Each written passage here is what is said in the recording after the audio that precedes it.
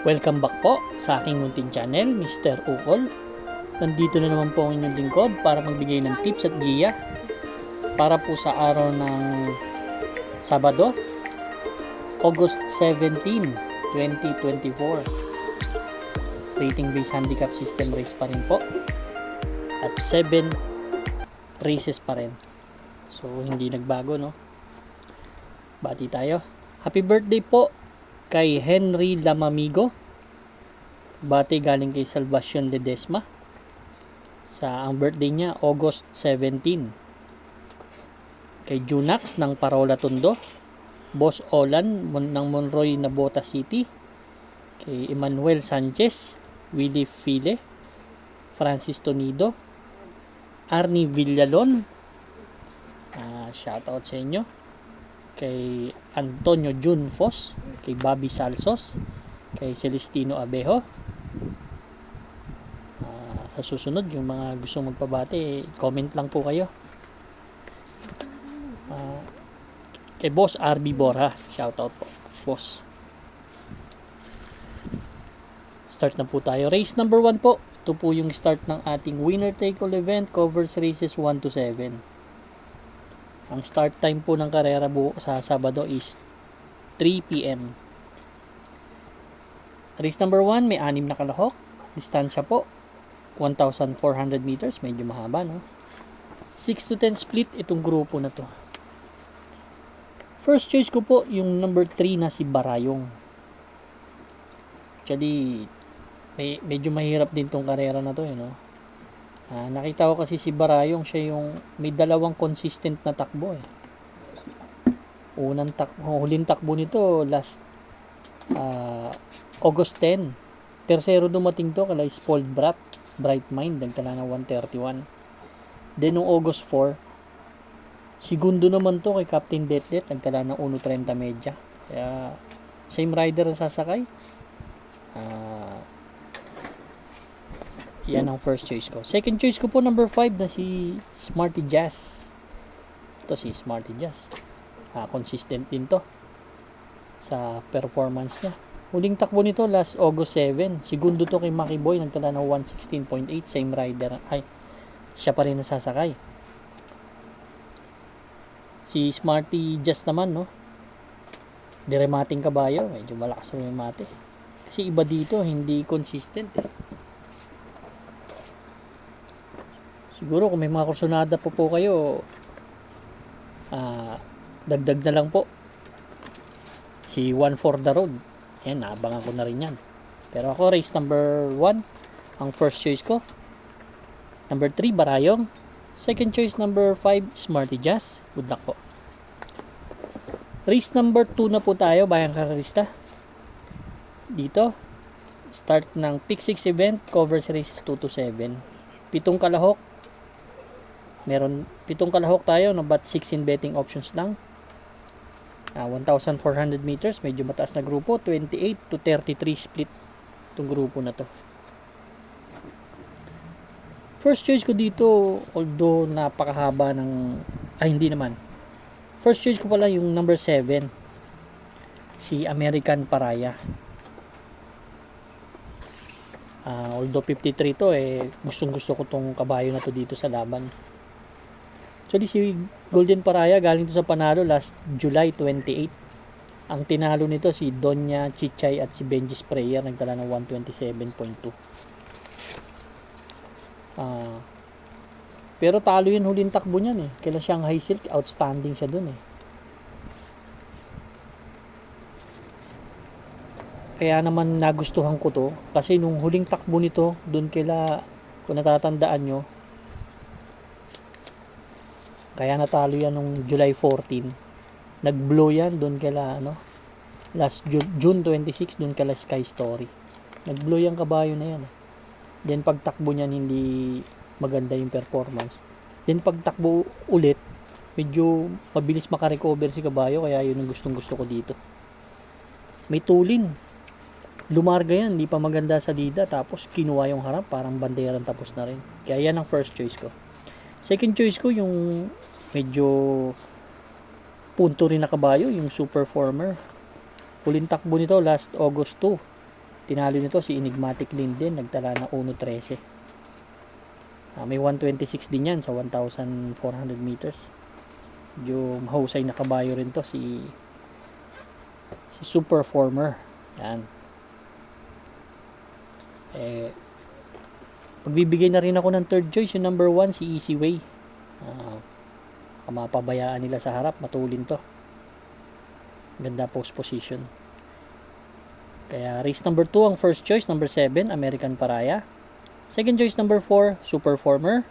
Third choice number 1, Easy Way. Good luck po. Race number 3 na po tayo, bayang karalista. Ito naman po yung start ng ating Pick 5 event, covers races 3 to 7. 7 entries tayo dito. 1,400 meters ang distansya. 5 split placer itong grupo na to. Dito naman, ang basa ko maraming deremating kabayo kaysa sa debanderang kabayo. Nakikita kong deremate, Honey Rider, Red Hawk, Naughty Angel, Blown Away, may konting tulin pero hindi gan ka Blue Label, Double Strike. Kaya gustong gusto ko yung 7, yung Time for Music. Time for Music, huling takbo nito, tersero dumating to. Last August 7, kila Tenteng Enteng Adorable Felicia, nagtala ng 118 sa 1,200 meters. Same rider ang sasakay.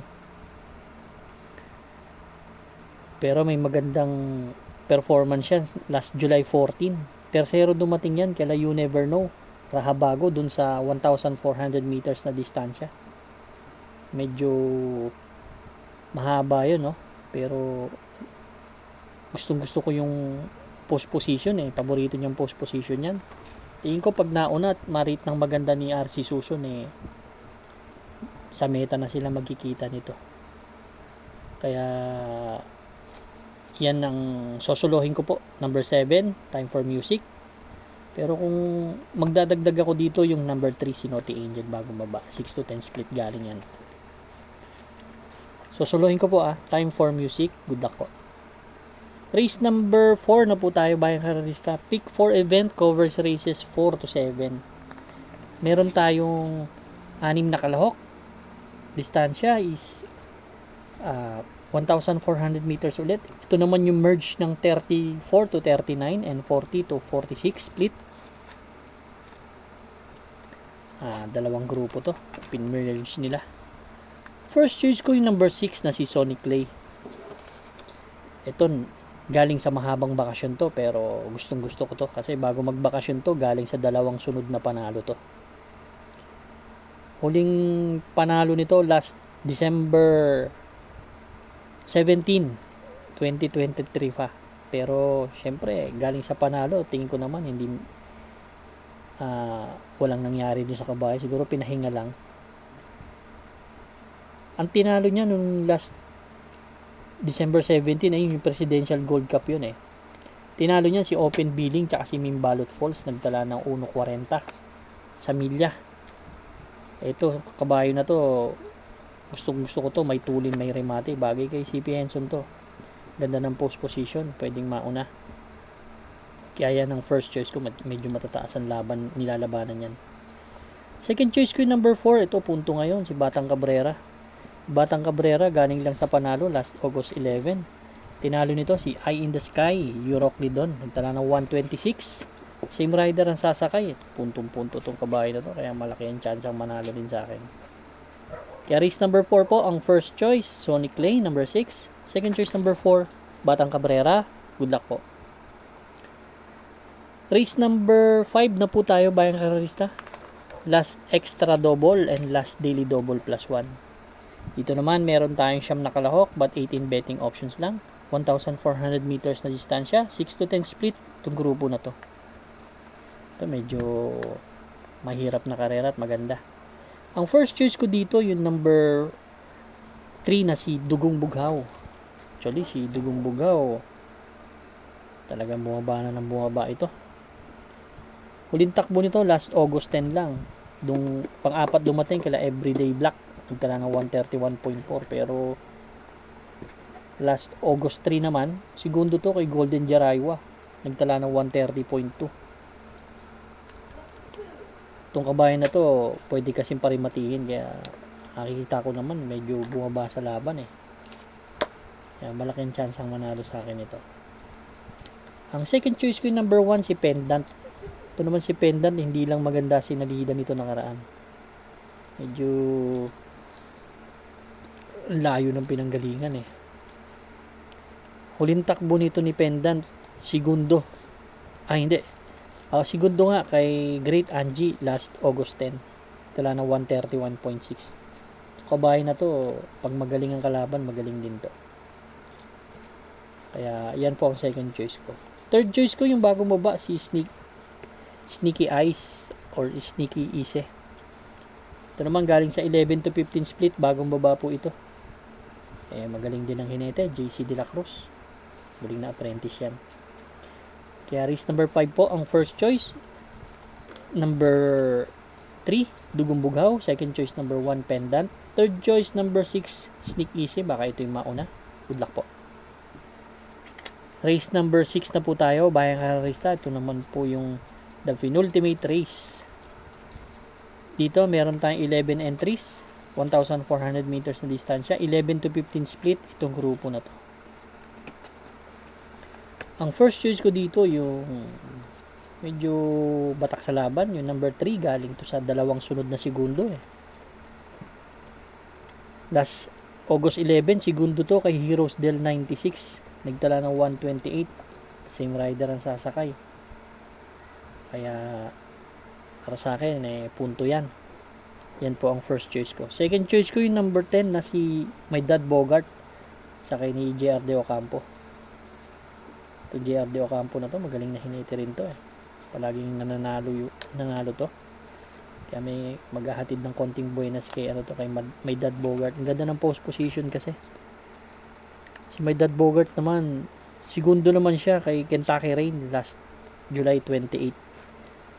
Nagdala ng 1.30. Ito kasi may isang bigla ito. Pag nabigla sila ng check nito, malaki na panalo nito. Saktuhan lang. Magbibigay akong third choice yung number 7 na si Static. Si Static naman, pag wala akong nakikitang ganong kabilis eh. Kundi kay Static lang. Siya ang matulin-tulin dito eh. Baka mauna eh.